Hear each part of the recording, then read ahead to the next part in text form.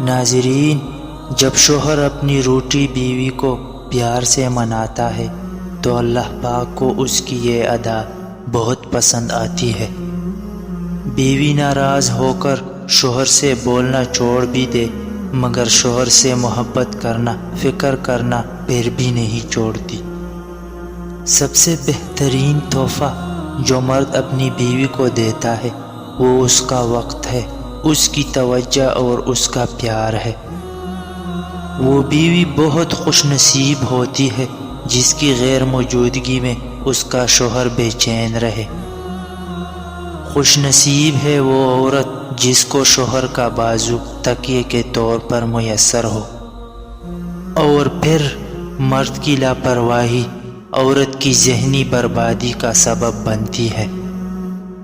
عورت کو چھپ کر جانا اس کے زار و قطار رونے سے کہیں زیادہ پر اثر ہے۔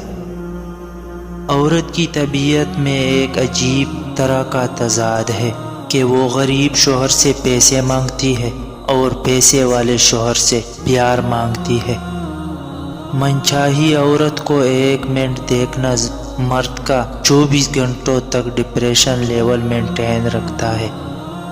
مرد کے لیے خدا نے عورت سے زیادہ خوبصورت چیز بنائی ہی نہیں۔ عورت کی باہوں میں مرد اپنی ہزاروں پریشانیاں بھول جاتا ہے اور دنیا جہاں کا سکون محسوس کرتا ہے۔ عورت کبھی سمجھ نہیں سکتی مرد تو اپنی پسندیدہ عورت کو چھونے والی ہواؤں کا بھی دشمن ہوتا ہے۔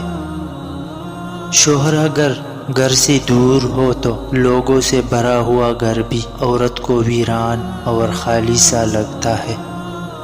ایک مرد کا خواب ہوتا ہے کہ اسے ایک پرفیکٹ بیوی ملے اور ایک عورت چاہتی ہے اسے پرفیکٹ شوہر ملے، مگر وہ یہ نہیں سمجھتے کہ اللہ تعالیٰ نے انہیں ایک دوسرے کو مکمل کرنے کے لیے بنایا ہے۔